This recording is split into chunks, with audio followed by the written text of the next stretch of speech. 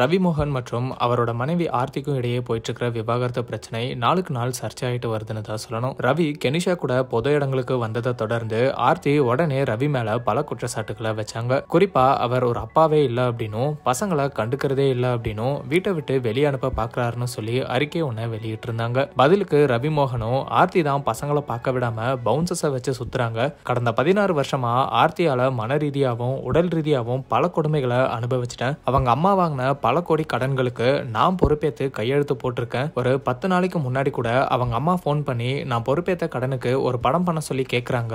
இப்படி ஒரு மோசமான குடும்பம் தான் ஆர்த்தியோட குடும்பம்னு சொல்லி இருந்தாரு. மேலும் கடந்த 5 வருஷமா என்னோட சம்பள காசு எல்லாத்தையும் ஆர்த்தியும் அவங்க குடும்பமும் தான் எடுத்துக்கிறாங்க. எங்க அம்மா அப்பாவை கூட பார்க்க விடாம என்னை வீட்லயே அடைச்சு வச்சிருக்காங்க. அவங்கள பொறுத்த வரைக்கும் நான் தங்க முட்டையிடுற பாத்து அப்படின்னு பகிரங்கமா ரவி மோகன் ஆர்த்தி மற்றும் ஆர்த்தியோட அம்மா சுஜாதா விஜயகுமார் மேல குற்றம் சாட்டி இருந்தாரு. இந்த நிலையில ஆர்த்தியோட அம்மா சுஜாதாவே முதல் முறையா இத பத்தி வெளிப்படையா அறிக்கை ஒண்ணு வெளியிட்டு இருக்காங்க. அதுல அவங்க என்ன சொல்லிருக்காங்கன்னா, நான் கடந்த 25 வருஷமா ப்ரொடியூசரா இருக்கேன். என்னோட படம் வேலையை தவிர வேற எதுக்கும் நான் மீடியா முன்னாடி வந்ததில்ல.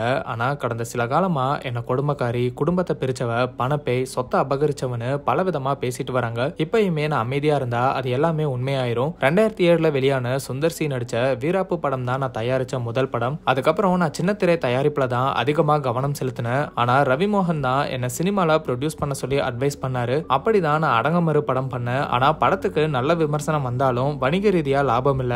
ஆனாலுமே ரவி என்ன தொடர்ந்து படம் ப்ரொடியூஸ் பண்ண சொல்லி அறிவுறுத்தினாரு. அப்படிதான் பூமி மற்றும் சைரன் இந்த படங்களை தயாரிச்சேன். படம் தொடங்கும் போது கேமரா முன்னாடி கை கூப்பி நிக்கிறதும், படம் முடிஞ்சதுக்கு அப்புறம் பைனான்சியர்ஸ் முன்னாடி கை கட்டி நிக்கிற ப்ரொடியூசர்ஸ் மத்தியில நானும் விதிவிலக்கு இல்ல. ஒரு பெண் தயாரிப்பாளரா காலையில 5 மணி வரைக்கும் பைனான்சியர்ஸ் கட்டுற எல்லா பக்கத்திலயும் கையெழுத்து போட்டு கடன் வாங்கியிருக்கேன். ஆனா ரவிய நான் பொறுப்பு கையெழுத்து போட சொன்னதா போய் குற்றம் சாட்டுறாரு. ஒரு நடிகரா அவரை பார்த்து கூட நான் அப்படி பண்ணிருக்க மாட்டேன். குடும்பத்துல இருக்கிறவங்க கூட இப்படி பணம் விஷயம் வரதுனால எப்போதுமே எந்த பிரச்சனையும் வரக்கூடாதுன்னு ரொம்பவே கவனமா இருந்தேன். எல்லா படத்தோட கடனுக்கும் நான் தான் வட்டி கட்டிட்டு இருக்கேன். அடங்கமறு, பூமி, சைரன்னு இந்த 3 படத்துக்கும் 100 கோடி கடன் வாங்கியிருக்கேன். அதுல 25% ரவிக்கு சம்பளமா கொடுத்திருக்கேன். அவருக்கு பண்ண டிரான்சாக்சன், அதுக்கப்புறம் அவருக்கு கட்டின வரின்னு அதுக்கான எல்லா ஆதாரமும் என்கிட்ட இருக்கு. நான் வாங்கின பல கோடி கடனுக்கு அவர் பொறுப்பு கையெழுத்து போட்டதா சொல்றாரு. கோடி கூட வேண்டாம், ₹1 அவரை பொறுப்பு கையெழுத்து போட வச்சதுக்கு ஆதாரம் இருந்தா காட்ட சொல்லுங்க. சைரன் படத்துல ஏற்பட்ட நஷ்டத்துக்கு அந்த கடனை அடைக்க ரவி பொறுப்பேற்கிறேன் அப்படின்னு கூட சொல்லல.